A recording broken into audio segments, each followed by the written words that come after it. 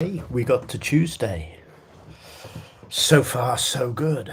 Second day of the work week, and I'm still standing after all these hours. Well, sitting, but it's a metaphor. It's October. We're heading towards the dark months. We're already beyond the equinox, and the dark hours are slightly longer than the light hours, and it's going to get darker. Food's going to get scarcer, and at this time of year, I start to feed the birds in my garden.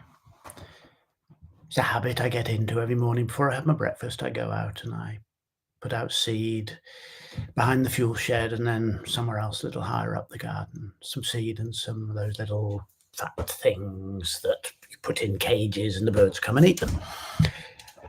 I don't feed them over the summer and the early autumn because there's plenty of berries and food around. So it seems to me anyway. I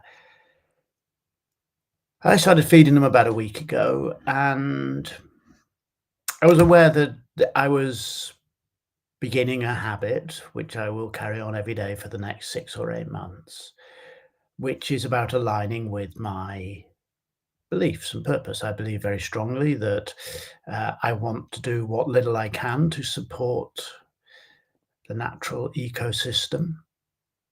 I am responsible for the ecosystem in my garden, as responsible as anyone is, more responsible than anyone else is, I suppose. So I establish habits for myself that will align with my purpose.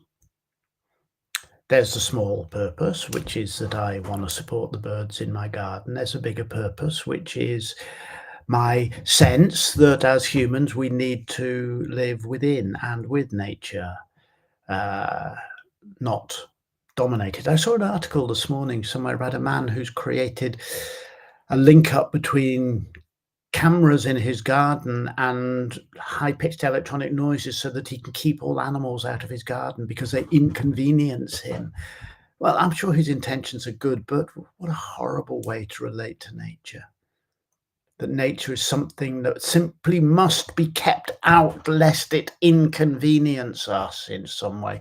No, when I feed the birds, I align with my habit. But that's not what I was thinking this morning. I was thinking something else. You see, when I put the bird seed out first about a week ago, there were no birds waiting for me. Of course, I didn't know the seed has been there. It was going to be there. There's been no seed on that tree for the last 5, 7 months since I stopped feeding them. And by this morning, when I went out there with the seed, there were about 50 birds waiting. Over the course of the last week, the birds have changed their behavior to recognize that one of their needs will be met, their need for easily accessible, good quality food will be met at a certain place at a certain time. And now there's 40 or 50 of them waiting for me. I hang the seeds on the tree, go up to further up the garden, and by the time I come back past the first bird feeder, there's maybe 30, 40, 50 birds there squabbling and flying, and they fly off when I walk past and they come back. They've created habits to serve their needs. We all create habits to serve our needs. We discover the places we can go, the things we can do, the relationships that we can make that serve our needs. And that's how we get through life. We don't spend every day going, my God, how am I going to meet my needs? We wake up and we have habits and routines. But what if I go away for a week and no seed is put out on those trees? Are the birds just going to starve? Well, one hopes not. You hope that if their needs are not being met by where they usually go and by following their usual routines, that though it's inconvenient to them, they will go and meet their needs elsewhere. They will find another source of food, another place to get sustenance. And again, so it is for us. We get into the habit, a good habit, of meeting our essential needs in certain ways, in certain places, from certain people, doing certain activities. What happens when we find our needs are no longer being met by the things that we are used to doing? Well, far too many people say that they will be incapable of finding some other form of sustenance, so instead they decide not to meet their needs. They try to allow a part of themselves, their passion, their urgency, their purpose, the things that make them who they are, they let that part of themselves starve, die, rot. But it's not necessary. If you once had your needs served by a certain relationship or a certain activity or a certain job, or a certain set of habits and clubs and friendships, and you find your needs are no longer being met there, you don't need to allow your needs to die. You simply need to seek elsewhere and make new habits. Find another place to receive sustenance. Often that involves big decisions. Well, yeah, I've been thinking a lot about big decisions of late. I wrote a new training for it. There's a link. You can get hold of the training. It's free. It's just a gift I've put out there into the world.